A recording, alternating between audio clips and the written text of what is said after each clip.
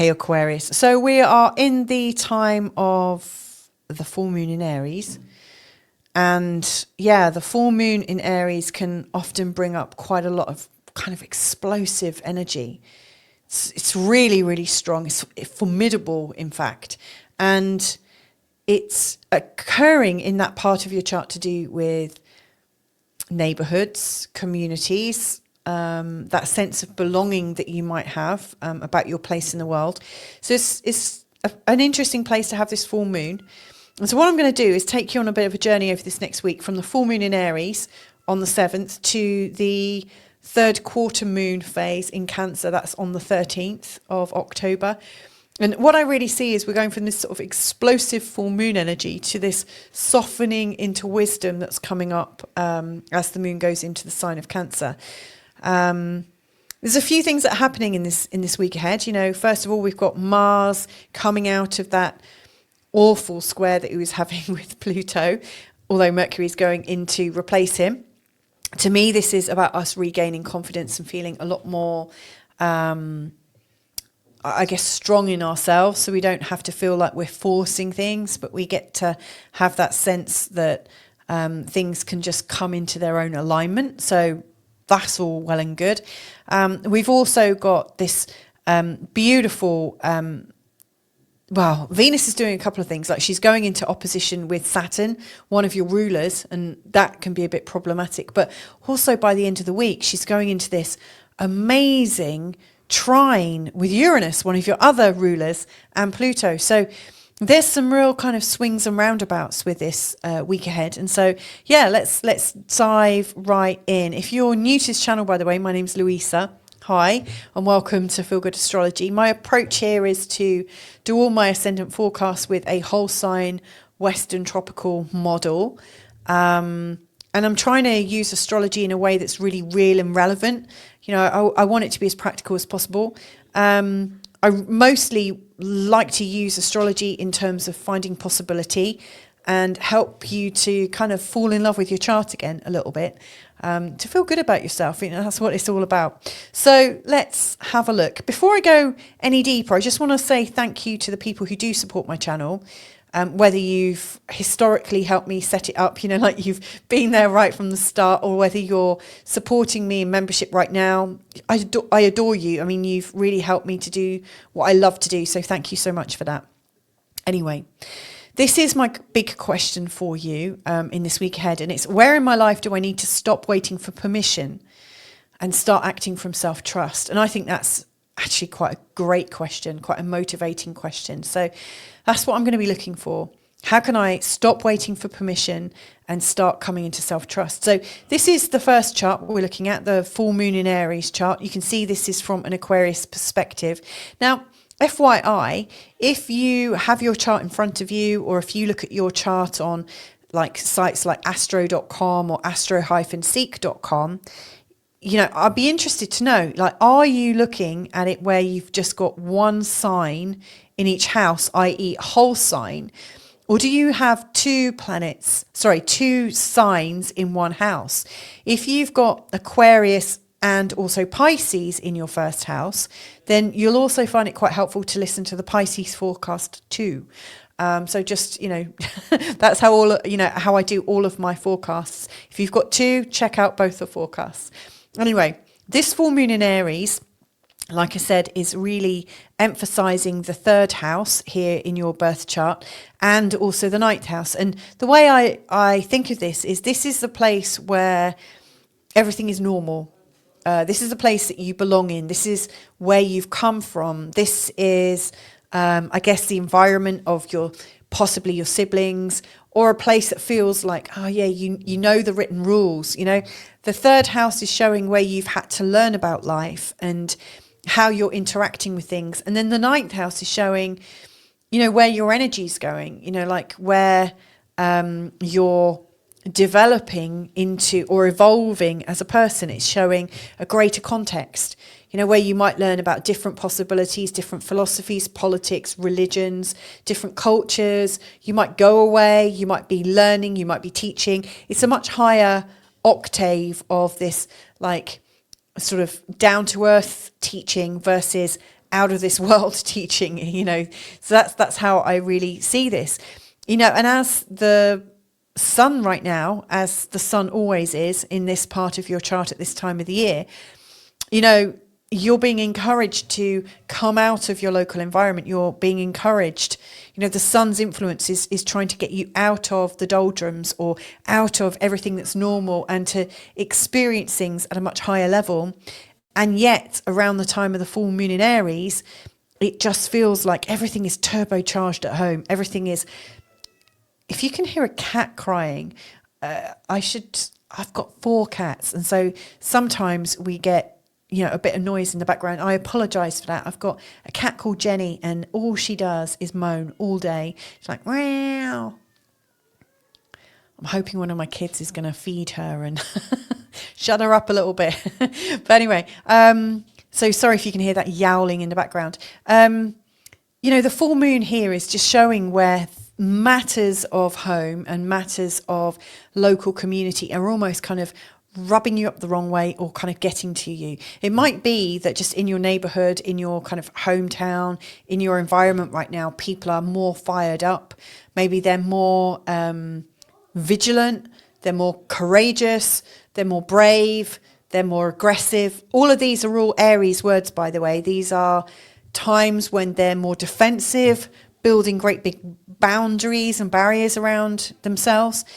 So this is a time when you might feel really stirred by what's going on locally, and also at the same time really want to get out of it and be anywhere but here. And so to me, as you're starting this week, there's a very strong feeling of anywhere but here, anywhere but here.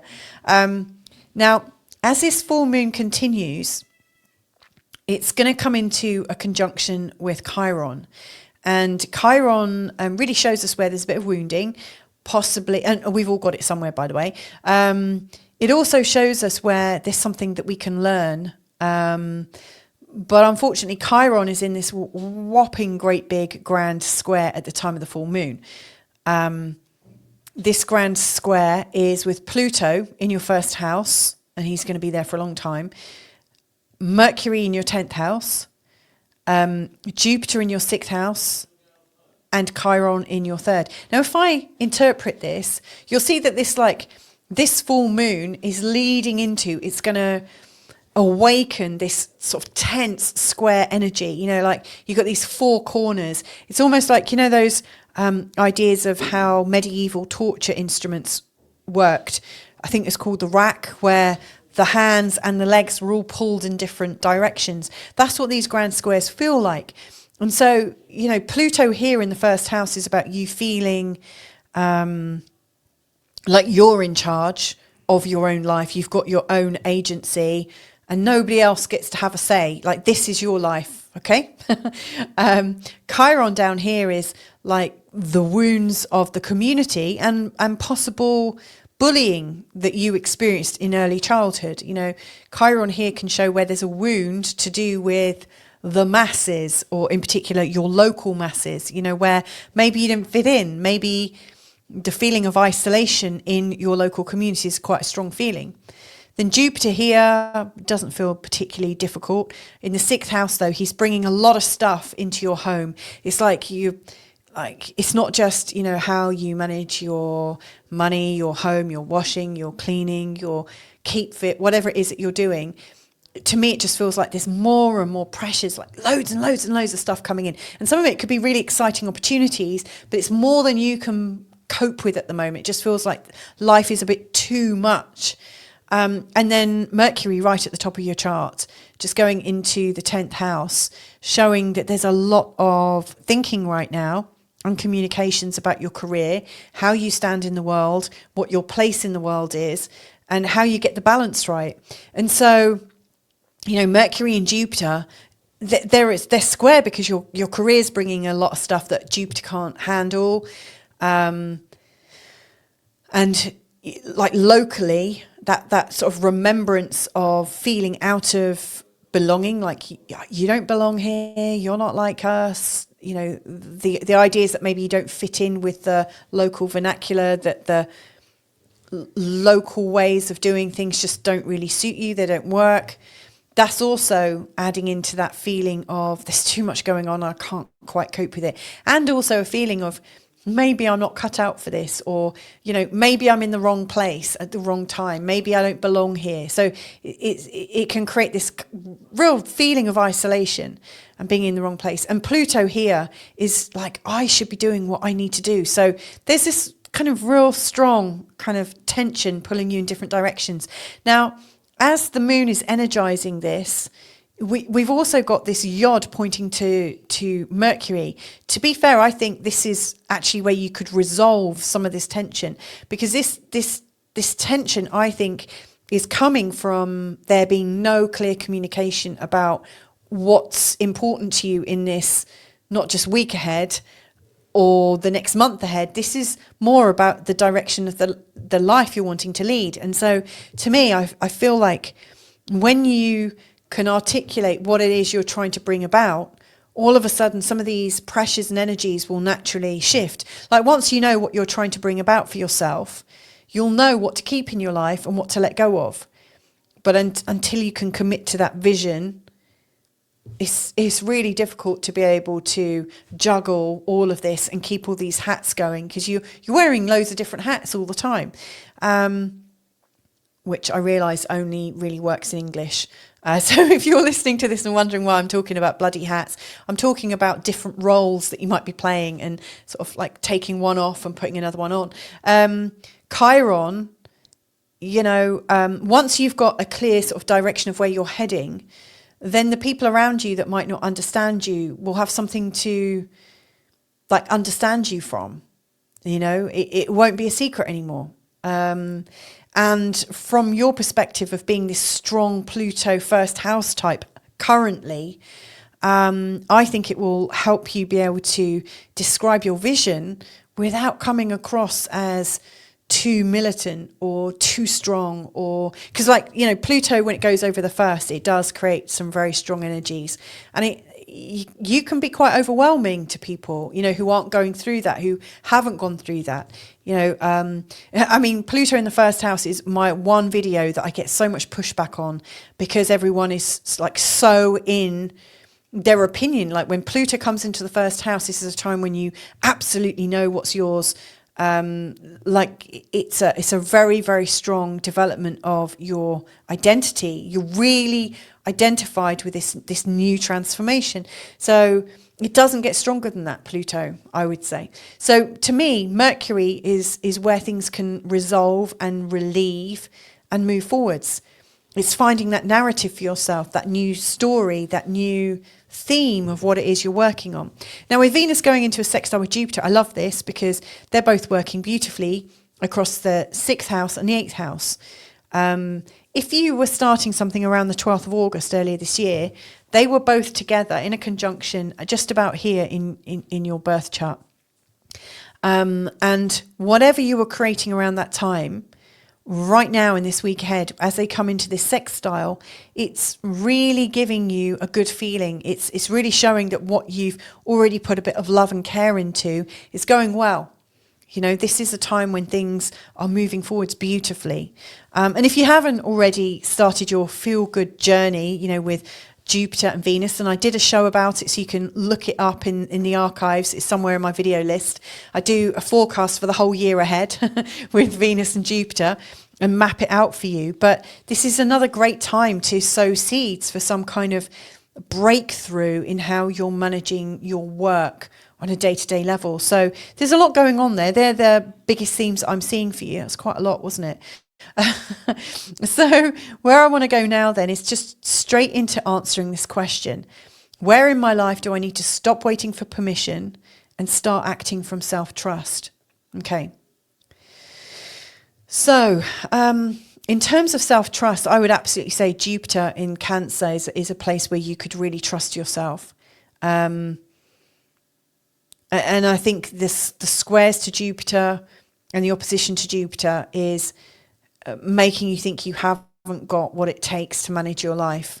When Jupiter is exalted in the sign of Cancer, and, you know, in the 6th house, he's really there showing you that you've got a unique way of seeing things right now. there's a sense of hope and optimism that Jupiter is lending you to deal with your life. You might make some radical shifts, but it comes with knowing you can do it. And all the time you're saying to yourself, I can't do this. It's too hard. I don't think I've got the strength to carry on. And I don't mean that in a suicidal way. I really don't. Sorry for mentioning that, but as I said, those questions, I was thinking, crikey, Louisa, watch out. They could be really, really misinterpreted. And I'm not saying that at all. I'm not suggesting that. But anywhere where you're talking down to your capability to cope with all that, all that's on your plate right now, all of that is stopping you. If you're able to turn your thinking around or ask, and this is a question that I really love that I got from my best friend Sarah, and also Access Consciousness. I really like Access Consciousness. I really recommend it. It's like, what else is possible? I think that's such an empowering question. What else is possible in this situation? Not saying turn your frown upside down, but to understand that the words you use become the life that you're living. So if you're saying, I can't do it, it's too much, I can't manage it, it shuts your brain down from looking for potential possibilities or shifts to help you manage your workload or to help you stuff. You could just be one really good idea away from transforming things. Like, for instance, you might, if you're a busy family, you might all of a sudden realise that you want a foreign like a nanny who's a foreign student, or there could be all sorts of different things that come up that suddenly create a sense of freedom. And I don't know what it is. It might be I don't even want to suggest what it could be, because there's just a multitude of different answers and scenarios that can help us manage our life better. But when we are under the pressure of a full moon, and a full moon that's connecting into a blooming great big flipping awful grand square, activating Chiron and Pluto and Jupiter, that's pretty hardcore. We could really believe the story we're telling ourselves that we haven't got enough resources to be able to manage everything. But this is suggesting that how you are with yourself and how you believe your situation to be is going to be a marker of how quickly you can turn it around. Because by the end of this week, both Mercury and Mars have moved out of that square with Pluto. Moreover, they're both connecting with Jupiter, and also the North Node, going from the second house to the sixth house and the 10th house. To me, this is showing that there's a shift, a transformation in terms of your career. Now, I won't talk about it too much more here, because I do a membership forecast about your career, your money and your ambition. So I don't want to overlap. But there is a beautiful opening coming up at the end of this week that's going to help you resource yourself in a much better way. But it starts with asking yourself the right question. And of course, if you've got it one way, this is how it has to be, which is definitely what happens when Pluto comes into the first house. So let me just go back to this question. Where in my life do I need to stop waiting for permission and start acting from self-trust?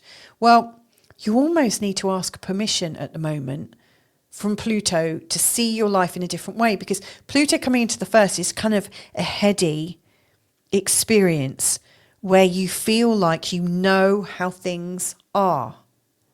It's a time when you're so in your identity that this is how it's going to be.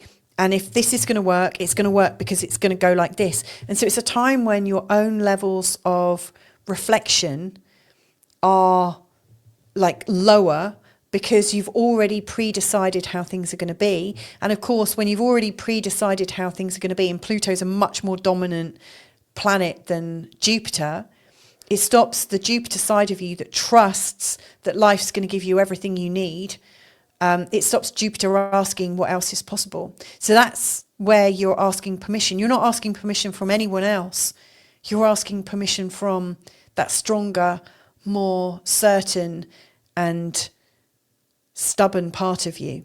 So to me, this is a massive inside job, and you're the only sign that I've said this to so far. And I'm only recording one more. This is a huge inside job going on for you right now. Now, if I believed I was enough, what new possibility would I allow myself to explore? It's such a great question as well. Again, I'm going to go back to Pluto. Sorry to, if this feels difficult. I mean, I remember I've had Pluto coming into my first house. I remember exactly what it felt like. If I believed I was enough, what new possibility would I allow myself to explore? Okay. I would allow myself to explore not having a plan. Not having a definite plan. I would allow myself to explore the possibility that I could have a brilliant life by actually not planning anything in a very distinct or strict or stubborn way. At least until this great big square breaks down between Pluto and Jupiter and Chiron, because this is an internal fight with Pluto. You're kind of ruling all the other planets. Chiron down here is taking the heat. It looks like it's the community that's the problem. But there's a part of you that's saying, no, it has to be like this. And anything that's not this, is not going to work. And so Pluto is not really working to your best interest right now. He's taking over the show. The only thing that I would say, and actually, no, this backs it up. See here, Pluto is working with Uranus and Venus beautifully at the end of the week. This is where Pluto is starting to ease off his control. He's allowing Uranus to come in, and also Venus, and they're working in this grand trine. To me, this is like when you release the sense of control and are open to things are lifting you up. So you might have like a subject like, at the moment, I'm really interested in my hobbies, or I'm really interested in this new relationship, or I'm really interested in this thing like sensuality. Like Uranus in the 5th is all about sensuousness, and Venus in the 8th is also very sexual. So you might just be, I'm really excited to see how my new relationship is going, or I'm really excited to start dating again, or something that's bringing passion and intimacy back into your life. The more you can do that with a sense of openness and not trying to pin it down in any way, shape or form, the more the beauty of life is going to present itself to you. Because Pluto in the first house is there to show you where you're changing, not where you're determining things at such a strong level that things fall flat and that other energies don't have a chance to co-create with you. So my advice here is get into the co-creation as much as possible. And to do that, you have to kind of let go of the how things should be. So this might have been difficult, and I'm sure this is going to be the reading where I get the most bad feedback. But hey, I just wanted to tell you or share it in the way that I thought was most helpful. So I'm going to leave that there. You might be relieved for that. If that did speak to you, and you like the cut of my jib, then you might find my Monday to Friday forecasts and my love forecasts and my weekly career forecasts very helpful. They're in my membership. If you want to join, all the details are below. Or if you'd like me to explore your chart in more detail with you, person to person, and then just book yourself in for a session with me. All of my details are below. You've got access to my diary. You can just book yourself in when it works for you. So I'm going to leave that there. Thank you so much for joining me today. And maybe catch you next time when we'll continue this story and see where it's heading next. Lots of love.